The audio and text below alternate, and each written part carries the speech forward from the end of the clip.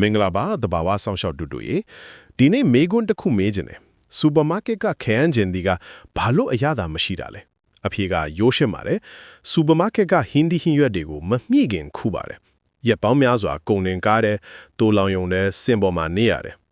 အဲ့ဒီခါဘာဖြစ်လာတယ်လဲဆိုရင်ဗီတာမင် C ရဲ့90%ဆုံးရှုံးတယ်ဓာတ်ဒိုးဆန့်ကျင်ပစ္စည်း80%ဆုံးရှုံးတယ်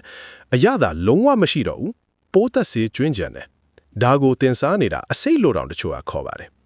ဒါပေမဲ့ဒီနေ့ကစလို့ဒီအစိတ်စားနေတာကိုရက်လိုက်ဖို့ဖိတ်ခေါ်ကြပါတယ်တဘာဝဆောင်းလျှောက်သူ Nature Guardian ရဲ့လမ်းကရိုးရှင်းပါတယ်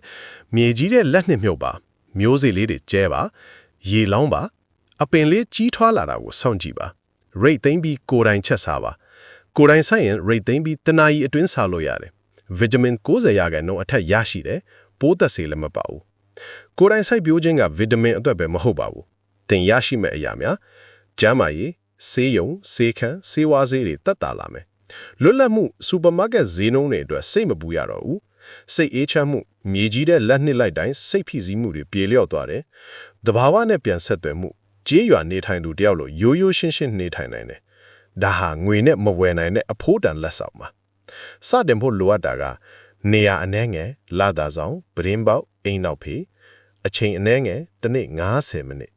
စိတ်အနှဲငယ်အပင်လေးကြီးထွားလာတာကိုစိတ်ရှိရှိစောင့်ဖို့ဒီရိုးရှင်းတဲ့အရာလေးတွေနဲ့သင်ဟာတဘာဝဆောင်းလျှောက်သူ Nature Guardian တယောက်ဖြစ်လာပါပြီမြေစီလွာကျမ်းမာရင်ကိုကျမ်းမာမယ်တဘာဝနဲ့နီးရင်စိတ်အေးမယ်နေ့စဉ်9မိနစ်စာဒီလိုစိုက်ပျိုးရေးနည်းလမ်းတွေကိုလေ့လာပြီးကိုယ်တိုင်စိုက်ပျိုးတတ်တဲ့တဘာဝဆောင်းလျှောက်သူတယောက်ဖြစ်အောင်လမ်းပြပေးပါမယ် follow လုပ်ထားနော်